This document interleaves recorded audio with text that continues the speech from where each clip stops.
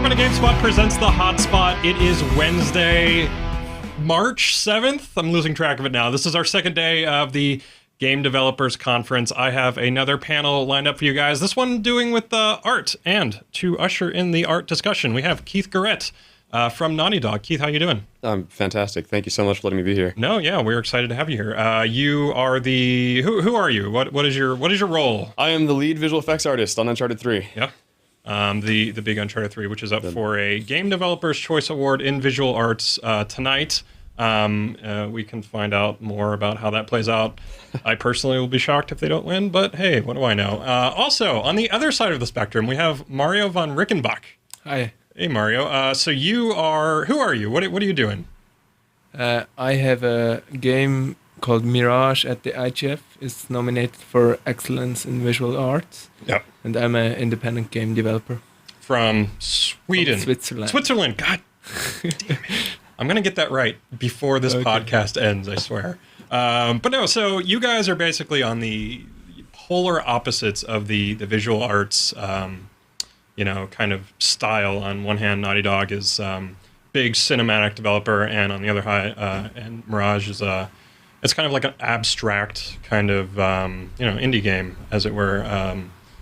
But I don't know, is there kind of any overlap between art and games? Like is there a common element of what makes art in games good? Or like when you're really capturing that interactive kind of medium or capitalizing on it, maybe? Yeah, definitely. I think there's a fusion of the art that has to really fit in with the design. And if you can actually make the art complement the design of the game and make the art feel fun with what's happening in the game, then it pops and everything gets so much better. Mm-hmm. I think it's like this, yeah. That's also my opinion, because I think it's the most important thing that the art is connected to the rest of the game and not a separate part. Yeah, I think the art is really what captures the initial interest, the initial attention with the player. And if the art is bad, then no matter how good the design is, it's still never really going to feel that good. Yeah. But if you do actually succeed in making it sort of fuse in with the design, and if it's a fun and friendly game, or if it's just a wacky and weird game, or if it's a realistic game, and depending on the mood that the gameplay experience is trying to portray, if the art also matches that, then you've hit it. Yeah. Do you guys think that when you're making a game, when you're starting out, obviously, since you guys are artists, do you think of the art first and then the rest of the game, or how does that development It process really depends on the game. I made some games, small prototype games, which are entirely not based on art. It's just the gameplay, and the art comes afterwards. But for Mirage, for this game at the IGF, most of the time I worked on the art, and the rest of the game evolved out of this part of the game. Yeah, Mirage is interesting too, because it's like it doesn't have the realism that a lot of games these days have. I mean, it almost seems like it's counter to the realism. Like when you're making a game like that, what's going on in your head? Like, what are you trying to accomplish stylistically with a game like that? For Mirage, I tried to create a creature that lives, and I didn't try to create a realistic natural creature, more a creature that behaves like it lives. And I was also inspired by some surrealist painters, and I think in the old art paintings you can find very interesting kind of visuals. I think that's you could use it in a game easily to create unexpected feelings and unexpected behaviors. Yeah, it's kind of like the opposite of maybe not the opposite, because you guys totally go with the Hollywood kind of aesthetic for your visual cues. It seems like, is that? Yeah, I think he actually just summarized it really well. What he did is he went for the tone of the game first and figured out what it is that the game itself is supposed to feel like, and then he found art that matches that or influences it or that helps it. I mean, like the fact that you went and dug up surrealistic styles based on just the thought that you want that type of feeling running through the game. For us, we knew that we wanted to do a cinematic gameplay experience, and that's something that we've actually kind of grown and sort of walked and stumbled and tripped our way into the genre, the niche little genre of game that we've created across the Uncharted franchise. But it's always been sort of about finding a way to take those Hollywood big summer blockbuster moments and putting it back into gameplay. And so graphically speaking, a lot of that influence really did come from learning from what they're doing in movies, learning from what they're doing in other games that works well, what doesn't work. But it all really comes down to the design first for us, and that is, how do we make that fun? How do we make it enjoyable to actually experience those moments as a player? And then if we can add art on top of that, that really makes it pop and sells it, then we've done our job. Yeah. This idea of making a game pop through art. I know obviously for Mirage, it just has a very distinct look to it. Like you see like these very humanistic elements to it, and it just kind of makes you feel kind of. I don't know. For me, I kind of feel queasy when I'm looking at that game, just because it makes me sort of uncomfortable, but also intrigued. And it's kind of different I had the same reaction, actually. Yeah. Like, it was very approachable. I mean, you've done like a fantastic job with colors and everything. Very approachable, but at the same time, almost uncomfortable and intriguing, where you want to just keep looking and keep watching because it's fascinating. Right.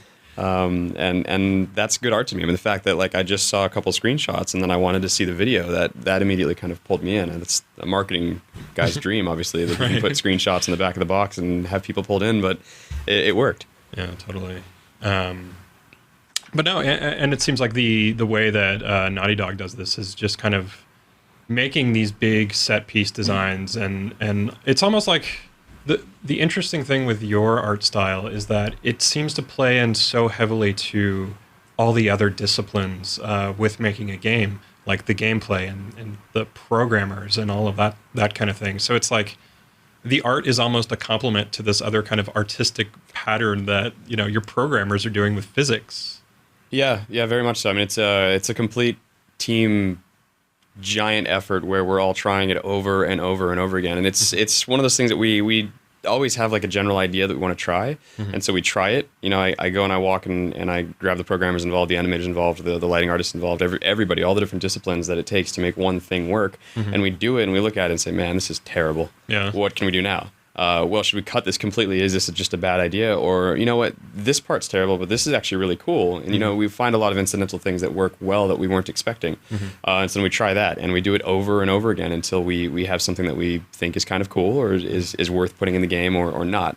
I mean, it's a very manual effort, but it all comes from our individual passions. When we see these things, we say like, oh man, this part right here is awesome. Can we play this up? What can we learn from this? What can we learn from what didn't work and what did work? And we do that every step of the way. And so when I say we kind of stumble into it, it is, I mean, I'd like to say that we do have some prior knowledge and planning and thought that goes into what we're going to do, and especially based off our experience from the game so far. But it is such a weird journey in the process of making the game and finding those sections and figuring out how to actually make them fun. Yeah. Some of them that lead all the way up right until we ship.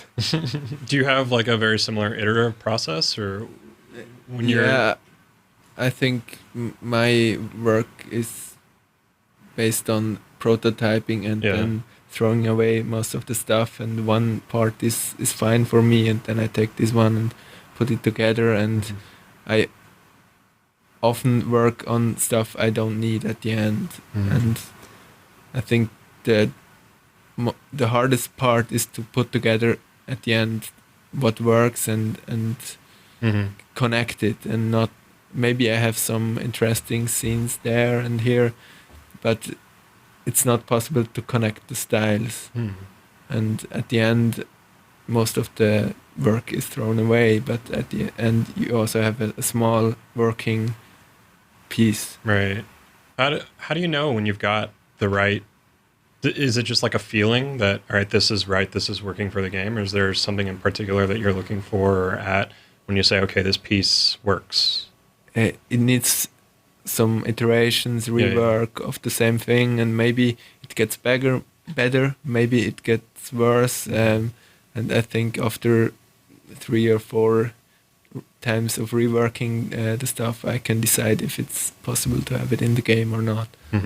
Yeah, it's just like when I'm looking at your game, it's like I could never say like when something is working. Like when is this eyeball working correctly? Like, I guess you just have a very needs strong time, and I am not full time working on the game, so I can wait 1 week and then let it percolate. Watch it again without knowing what's behind it, and then I can decide way better than before when I'm really working on it. I think breaks are very important for this kind of. Yeah, absolutely. Do you guys take much? Like, it seems like you guys just have to trudge right along to hit your deadlines and. Yeah, I mean that's one of the coolest things about the situation that you're in is that you are working by yourself with yourself, and so you have full control. Like you aren't. It's not so difficult for you to sort of change ships and drop one thing, and like you have the final creative factor. That's something that we've tried really hard to make sure that we keep. We call it like the garage band feel of Naughty Dog, where it still feels like a small team, a small development process, because we want to be able to be flexible like that. If something doesn't work, we want to just cut it. And the communication should just be open, like me going to the programmers and saying like, hey, this is a cool idea, let's try it. And they say, yeah, that's awesome, let's do it. Right. But as far as an artist goes, one of the most difficult things for us is always going to be removing our pride from it. You know, if I spend 100 hours working on something and then we try it and it just doesn't work, but I keep thinking back on the 100 hours that I've spent and I'm like so attached to it, it's not really good. And so sometimes it is a matter of just going home, coming back in the morning. Like there have been so many nights when I go home at, late at night and I'm thinking like, yeah, that was awesome. That was a good night. I'm so proud of the work that I did. I come in the morning and it looks terrible. Was I drunk? Yeah. Oh God, what happened? And so the break from those tasks is absolutely key, because it does give you a fresh perspective on it. And sometimes it's a matter of going home, other times it's a matter of just changing tasks. Or to be honest, if you can pull yourself out, like if you can pull your pride out of the situation, go and ask the other artists. They haven't been working on it. If they look at it and they say, Keith, this looks like shit, you should probably stop this. Or maybe it's just a small thing. Or they're going to give me something else that I just completely didn't see. Yeah. I mean, actually, my mom sometimes gives me good advice, which is, like I can go to other people that are outside of the industry, because those are the people that are going to be seeing it. And if they see something that looks weird, my mom usually can't tell me what's weird about it, but she's like, oh, something about this is kind of weird. Is that actually what it would look like? A little janky. And then I focus in on that. I'm like, no, actually, you're right. That's wrong. Yeah. So it's just being open to feedback from everywhere and being receptive to everyone's opinions. Some of them are right, some of them are wrong, but the key is that I actually am listening and I am trying to see from their perspective, because I can learn so much from it. Yeah. Do you have any way of like speeding this process up? Like I can imagine like drawing, or your specialty is kind of graphical effects, right? Yeah. So is there a fast way to figure out if an effect is working or not? Yeah, I mean, you always start broad. It's like painting. It's like any other real art form. You try to cover the broad shapes. For effects, it's mostly motion, so we say the beats. Like an explosion needs to have a real strong pop at the beginning and then a certain shape. And so I try to fill that out first. And if that works well, then I can go around and get people's opinions of this. And they say like, oh yeah, it'd be cool once you had more detail. Or, oh, you know what, the shape is bad. Or I don't really like the way this feels. Then I haven't wasted so much time on it. Right. It is kind of just being smart in the way you work and the way you approach it. There are definitely days that I'll spend 20 hours on something before really stepping back to look at it. And just because I get excited about it, I get into it, or I don't know why I do it. Yeah. And then after those 20 hours, I'll finally rotate the camera around the other side and see that it's all wrong. And that's part of the process. That's part of the fun and the challenge and the learning. Yeah. But you have a goal to create, for example, an explosion, and then you try to achieve this goal, and you don't have time to just try out some different things, and then if something works, you could take it in the game. We definitely try to make sure we have time to iterate and experiment. That's such a key part of the development at Naughty Dog, is that we were always just trying things over and over again. Sometimes it does come at the cost of my sleep, unfortunately, when deadlines are approaching. But in that case, it's usually more of a personal stake where I've got an explosion in the game and I just don't like it. It works. It blows up. It's there. The player as will far as explosions go, this one's a little subpar. Yeah. Or I mean, fire. We're talking about explosions, but any effect, there's always going to be ones where I know that I can do better. And that's the other cool thing is, and this is I'm 100% certain the same with you. Every time you do something and it doesn't work, it still leads you so much closer towards finding something that does work. You learn so much from that small little process, and you've made new things, you've made mistakes you can learn from, and you've stumbled into cool new tricks. Yeah. What do you think, coming off of Uncharted 3 or Mirage, or I guess you're not done with Mirage yet, but what are some of the things like that you've learned about your craft that you didn't really realize before going into into these games? Any interesting revelations? Shocking developments. Time. Just the didn't realize how much time something would take. Yeah, I realize it every game I make. Yeah. It's always everything needs just more time than I think it needs, but I think that's normal everywhere. Yeah. Have you learned anything from like the technical side of what you do? Oh yeah, I'm actually giving a GDC presentation tomorrow about this. Right. Going into Uncharted 3, I mean, we knew we wanted to do a couple massive set pieces. We wanted to burn down a chateau around Drake. We wanted to have like a fully dynamic stormy ocean that we wanted waves crashing on the boat and water flooding in the hallway like every boat and water movie you've ever seen.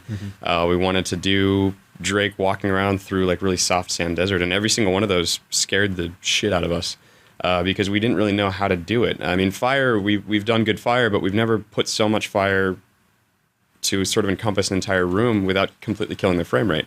And so we tried it, and sure enough, the game ran at like 15 frames a second. And so we said, okay, what are we going to do?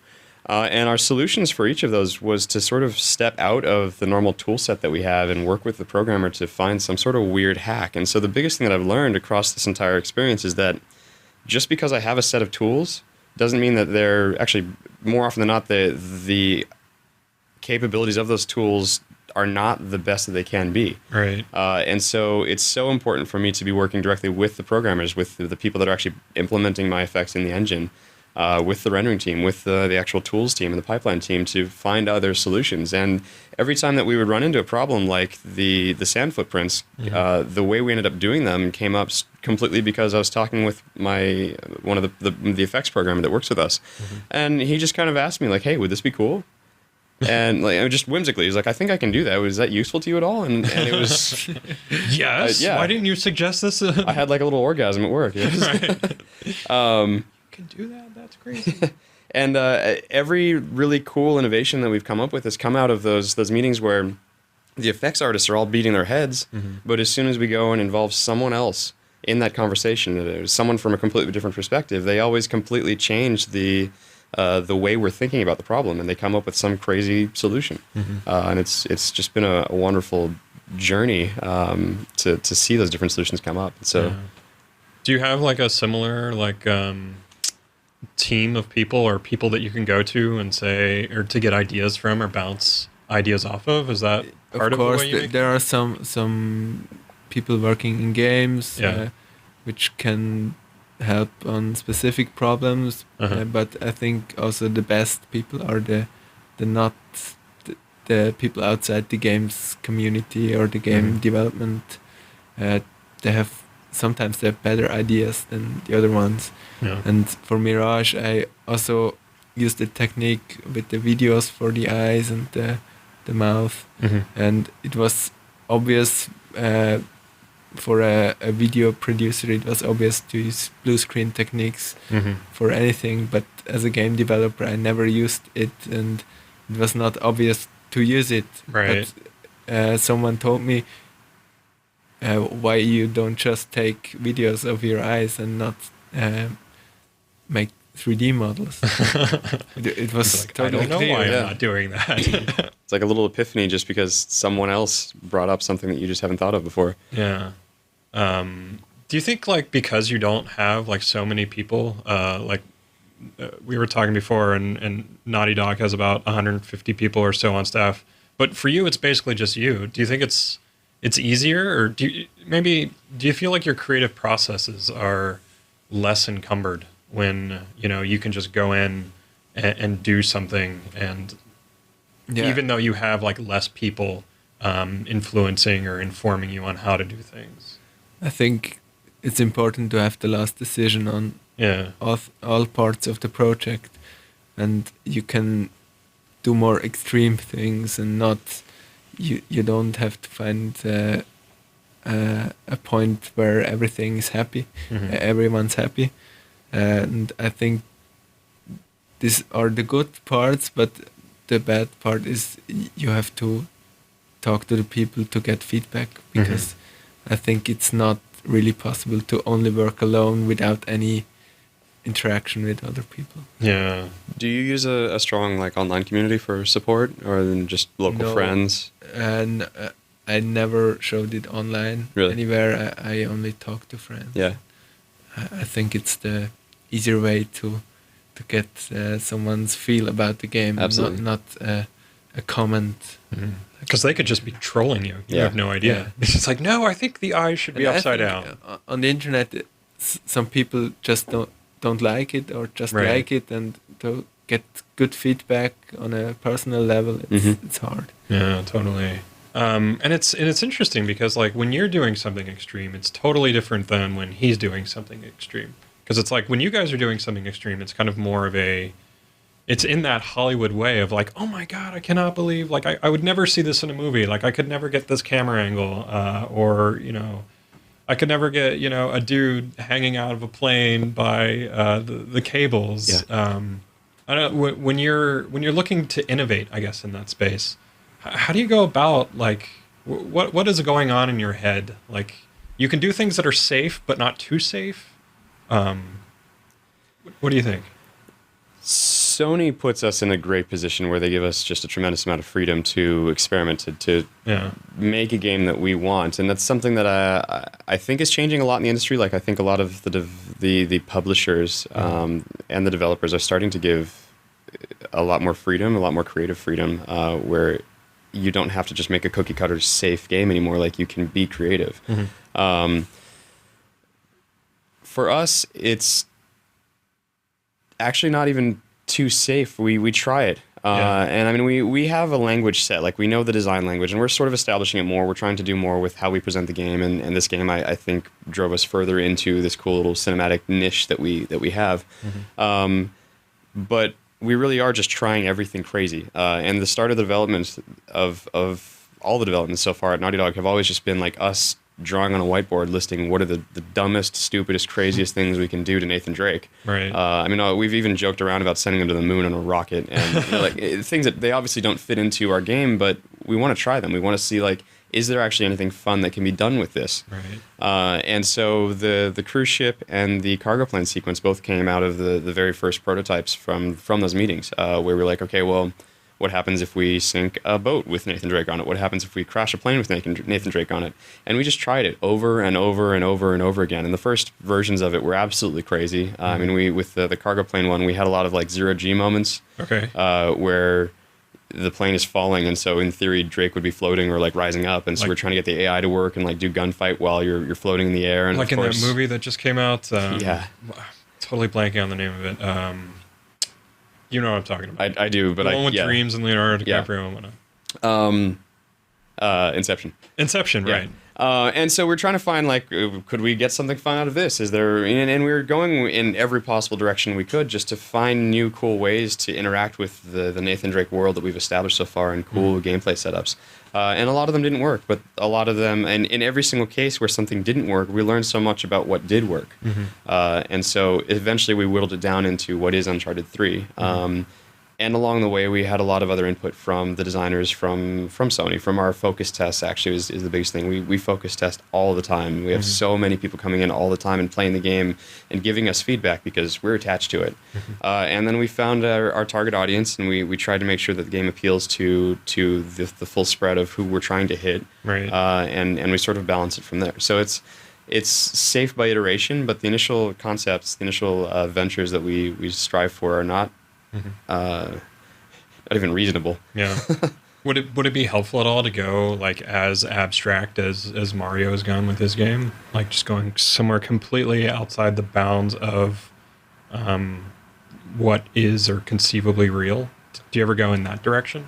Okay, actually, so on that note, I do have to revise my prior statement. Artistically, we did want to keep it into a sort of hyper real. I mean, we have saturated colors. We have a lot of really bright greens, and some of the visuals that you're seeing are not what would actually happen in real life. But for the most part, it has to be grounded. We want the player to actually feel like it's a real place. With our slight style, just to warm it up and make it more friendly and approachable, but it's still got to be real.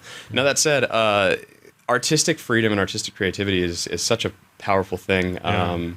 And we just have fun with it. None of the real zany, weird things that we've done have really gone into the game because it doesn't really fit into our style, but we do always end up really enjoying doing off-the-wall things for effects. I mean, it sounds horrible, but sparkles and like, rainbows and everything else that's just fun, and we can joke around with it and sort of lighten the day. But it also does give us a lot of creative freedom to explore other possibilities and other ways that we want to try doing things. But why have you decided to create the hyper-realistic game? Okay.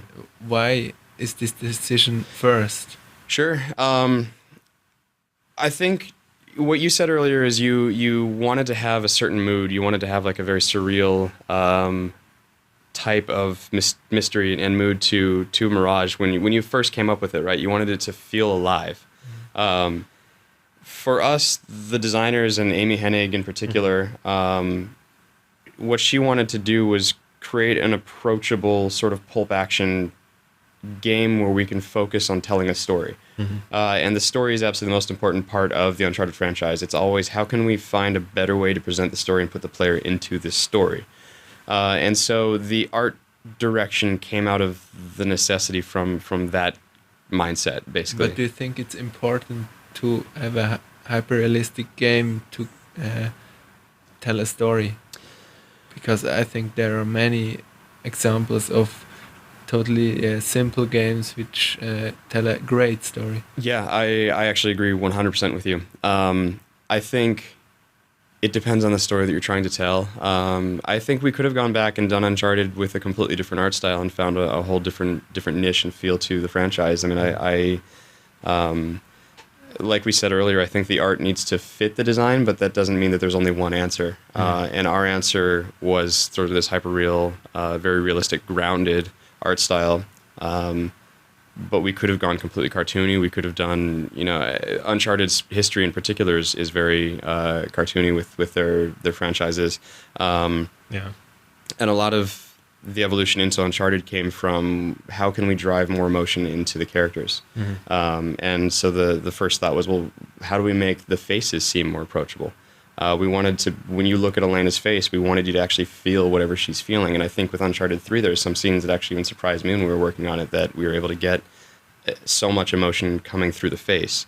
And so then from there, of course, we stayed grounded around that concept. So I think that was just the choice that we made. And from some of the earlier concept pieces from Uncharted 1, because again, it's been a franchise where we didn't want to break the art style across the franchise. So from Uncharted 1, from the concept pieces that I've seen, I know that we were experimenting with a lot of different styles of art to see what would work and what would be friendly and approachable. But I do know that it was absolutely a focus to find a way to get as much emotion as possible into the faces of the characters from the beginning.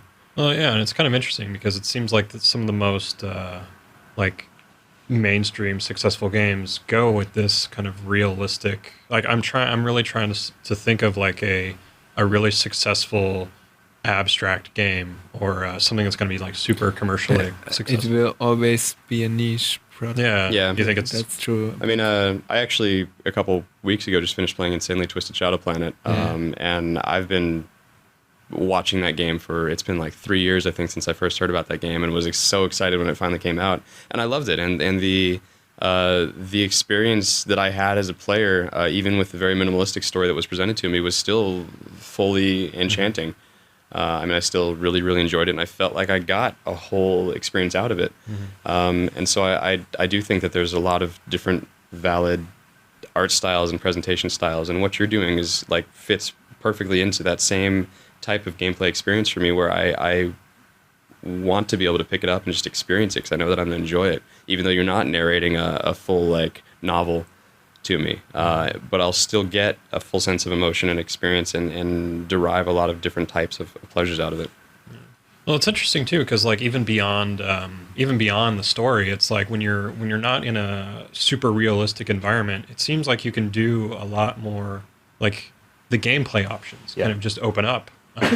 You can suddenly have all sorts of really weird and different interactions when you're not grounded in reality. That's where I'm so envious of smaller developers because it's not even smaller developers of more creative projects, I guess, where you can do more random things. And I mean, I would have to say that like the design choices you've come up with in Mirage are fairly random. They're and it's of wonderful. Course, at first they're random, but then they fit to the game. You and, sort of you feel out how the rules work and the language. I tried to do this collage thing, and now I could add another thing that doesn't fit well, but because everything's a bit different, it would work. Yeah, it's cool. I mean, you basically get to literally make your own rules to the game and shape that around the overall experience, and that's such a wonderful freedom that every major AAA developer I think is envious. No matter how much we enjoy working on the big games that we do, like just being able to come up with an idea that we think is cool and fun, and not having to worry about like, is this marketable? Does this really fit into the grounded world that we have? That's so cool and so liberating to me. Do you guys kind of have this like I don't know, wish that you could make? Like, I don't know, is there ever having these desires that come up like while you're working on a game to just kind of put down your game for a while and then go make something crazy? Because I was talking to I had Tim Schafer from Double Fine in here last week. He's another one of my heroes. Yeah, he's a pretty cool guy. Reason, yeah. But he was talking about the way his studio will walk away from their project for about 2 weeks for this Amnesia fortnight, basically, and then go make something, completely different. Yeah, that's like maybe no game at all. What's that? I think sometimes it's good to leave the games alone and do something else. Really, not a game. Yeah. Maybe a board game, or do just something else. And if you come back to the game, then you have some other ideas. Yeah, and like, and it's interesting because it doesn't seem like the studio structures that we have right now in the game industry, like something big like Naughty Dog, just doesn't seem like it would accommodate that kind of interruption to the development cycle. It's money. It's money. It's all money. It's all about the Benjamins. Yeah. I mean, unfortunately, it is. But I can't say that Naughty Dog will this isn't a Naughty Dog statement, but I know internally all of us, we always do similar things like that, where like for 2 or 3 days we end up just experimenting on things that probably aren't going to go in the game. I mean, earlier I said sparkles and rainbows just because it's ridiculous and fun, and there's no value to that going into the game, but it does completely liberate me from all the other like frustrations of what else is going on. And I know that everyone else in the studio does that to some degree with their own specialties, and we always joke around about other games that we'd love to make or small other projects that we want to do, to the point that some of us actually, even like the designers, actually end up designing a lot of just ridiculous things. There's one of our designers actually made a side scroller Uncharted. Okay. I mean, it's short and just a demo. Like, it wasn't much gameplay, but it was enough to just jump in and like play Mario basically as Drake, and so we were showing that around, thinking like, wow, this is awesome. This is so cool. And there's a lot of smaller ideas like that we have to sort of just wash ourselves of everything that's currently going on at some point, because it does overwhelm you. And so like, I mean, you've been saying this entire time, like just stepping away is one of the best things in the world. And what Tim Schafer's doing with his studio, what he has been doing for a while is wonderful. And we're also envious. Right. Yeah, because it's like we in the news, like I write news, that's my day job, and we see time and time again a lot of big studios kind of just like shedding like some development talent, making their own studio and just going in a completely different opposite direction. So I'd imagine it probably has a lot to do with the personality of the developer also.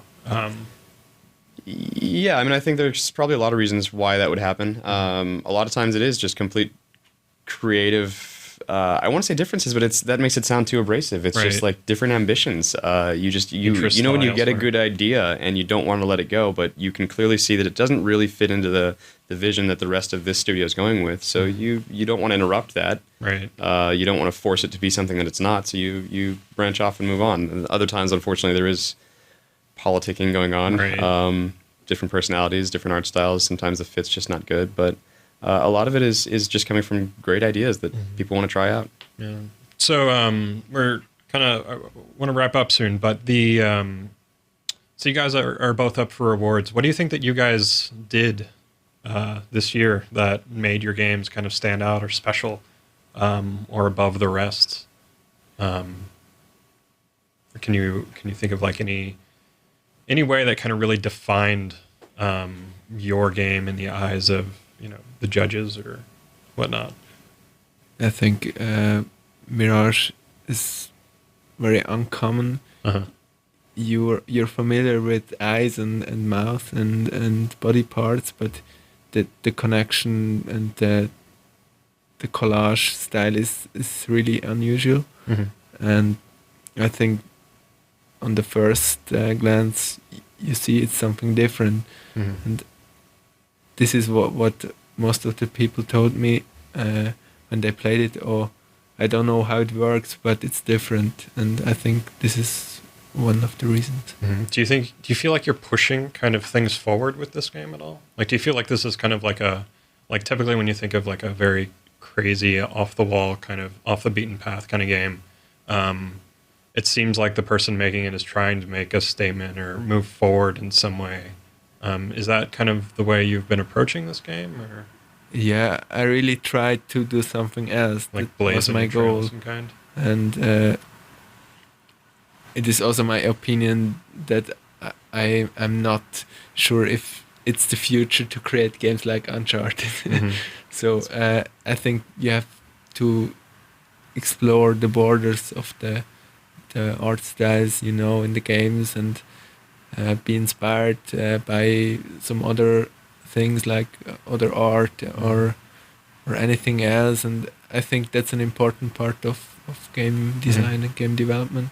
I mean, do you want to go into that a bit more? Like, what is the future, I guess, of art in games?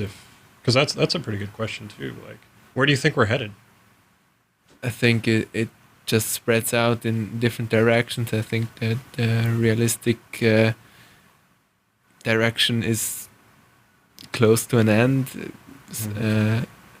In some years, it's not possible to improve it anymore. Mm-hmm. I think, and this is the reason why we have to see other ways to improve and evolve the games. And I think there are many directions where we can go, and I think the abstract way is one, Mm-hmm. or maybe the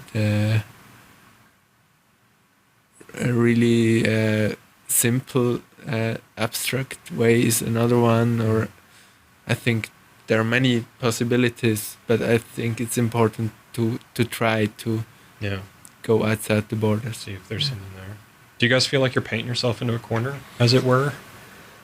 I don't think we're locking ourselves to any particular pattern. Yeah. I think if we had the mindset of we're going to keep doing this over and over again, then I would absolutely 100% agree. I think one of the best things about Naughty Dog is that we always look at what everyone else is doing and see if we can do better, or if we can learn from their mistakes or learn from their successes and sort of adapt what we're trying to do around that.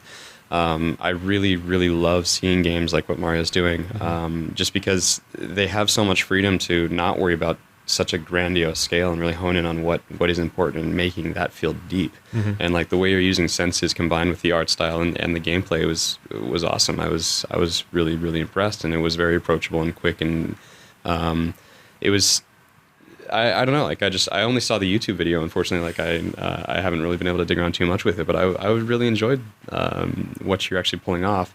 Mm-hmm. With Naughty Dog, I think with the Uncharted franchise, we made such a strong push to find a new way to present story, to infuse the story directly into the gameplay. We didn't want the player to keep watching cinematics and get the gameplay and then have a 5-minute stage where they play through the level and then 5 minutes of cinematics where they get more story again.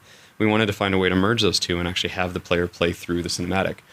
And that definitely, like I said, I've been saying, we found kind of a really niche genre doing that, and we're on one side of the spectrum where it came at the cost of wide open player options, but it came at the benefit of a really well-infused, driven story. And so some people didn't like it, some people do. Bethesda is on the exact opposite end, where they're going so wide with their games that they're trying to find ways to keep good story in it. And they're succeeding in a lot of things that we aren't. We're succeeding in some things that they are. And it's just cool to see the entire industry really pushing this story, but we're pushing so many other things. Like right now, it's cool to see such a wide spread of developers, from small indie developers like Mario that are doing just amazing things with a cool concept, all the way out to the big AAA developers that are actually being given some freedom to explore and come up with more creative ways to do what has been done before, and make it worthwhile and hopefully not lose too much money for the publishers. And so far, there's been a lot of this year, there's been just a tremendous amount of huge successes from those AAA developers that are doing creative things. Naughty Dog is one of them. I am really proud of the project that we've done. And I think for us, it's just about always being open and we're not attached to ourselves or to our concepts or to our ideas. We're always looking at what everyone else is doing and trying to see like, well, hey, this is really cool. Can we do this with this? Or how else can we do this? How else can we present this? What else can we do as a developer to make the player feel more of this? And so long as we stay open to that, I think we'll always have something. I do really hope that Mario's right, that the indie scene becomes bigger, because there's so many awesome games that come out of it. And it has been growing tremendously. Great games like Bastion and Insanely Twisted Shadow Planet. There's just a tremendous wealth of games actually that I've really, really enjoyed playing that have come from small developers, and I've gotten such a great experience out of it. Do you think we'll anytime soon hit that wall of just being like, okay, this is about as realistic as it's going to come? Are you guys do you feel like you're kind of getting close to it at all? There's a certain point when I don't think graphics matter so much. And I think we're even swaying away from that. There was like a weird point over the past years where it really was all about the graphics. The marketers were always just showing like this clip and, hey, look at how real this is. Right. And I think we're starting to realize that gameplay matters a whole lot more than visuals. And to be honest, the gameplay, my user experience is not really going to be that much more improved if I have a slightly higher res character, if I have runtime reflections, or if I have more dynamic lights. Some of those things absolutely will affect the mood, but that depends on how well the designers set up the game. So I think the technology is not going to be the deciding factor so much anymore as is the quality and skill of the people actually developing the game, of the artists, of the designers, of the programmers. The technology is just giving us a bigger toy box to play in, basically. And what we do with that now is really where the skill comes in. Yeah, because it's kind of interesting. And another important point, I think it's now that the technology is getting better and easier to work with. So the independent developers can use the techniques developed for AAA games easily. Maybe in the Unity engine, you can use effects which were not really easy to use some years ago. And now some artist people can use an engine to create great stuff which wouldn't have been able to create a game before. Yeah. Do you ever feel like you're kind of playing catch up to these, like the people who have like a bunch of money? Like now that you have more tools and it's easier to make something like to bootstrap something or make it on the cheap. Do you feel like there's this temptation there to just try to make a game like, say, Uncharted 3 with the tools that you have? Or I think technology is not really a problem now, because you have most of the tools you need to create a full range of games. So I think it's not the high-end stuff you need. You need the basic stuff, which is important now in every game. But I think it's not so important to have the latest technology. Yeah, what's amazing about developers, again, like Mario for us, is the people with the money that are funding these massive AAA titles are starting to look at these smaller studios and realize that non-graphically realistic games are very, very marketable. And that it's fun not is fun. Yeah. And to me, that's such a great thing, because the industry was getting a little bit dry. And I don't know, I'm just really happy to see that trend is disappearing. Like I said earlier, we have a lot of AAA studios that are doing really creative, big projects where they're taking interesting concepts of gameplay from smaller projects and sort of they're trying harder to make the game fun as opposed to look cool. Yeah, that's probably a good place to end. Making fun things instead of super cool, amazing, realistic things. Thank you guys both for coming on the show. Keith, good luck tonight. Thank you. In the who are you up against? I can't even remember. It's Bethesda. Bethesda for one, El Shaddai is another one. Yeah. I have the list here somewhere. Give me 2 seconds to pull it up. Because it was a really good year for big games. Yeah. Rayman Origins, which is a beautiful game. And Battlefield 3 from DICE, right, which is, of course. it has its own draws. Anyway, Mario, thank you also. Your IGF ceremony is tonight also. It always is before the GDCAs. So good luck to you. Thanks a lot. I have no Thanks idea who for we're up against. inviting me. I should have done some research there, but I didn't. Do you know what the schedule's like with that? What time are your awards? Is that starting at 6? It starts right think before. So, I have to. Yeah. It starts right before yours. I think it's an hour before, and then they jump immediately into the GDC ceremony. Right. But good luck to both of you. We will continue with our podcast series. Tomorrow we will have Rocksteady's Ian Ball here to talk about Batman Arkham City, who I think they're up for Game of the Year, so that'll be cool. Also interviewing. Oh Jesus. Mouse almost fell. Anyway, Frank Lapica. I always mangle this guy's name. He is from IDOS Montreal. He will also be here to talk about Deus Ex Human Revolution. So that should be cool. More stuff coming but thank you for tuning in, everyone. HotSpot out.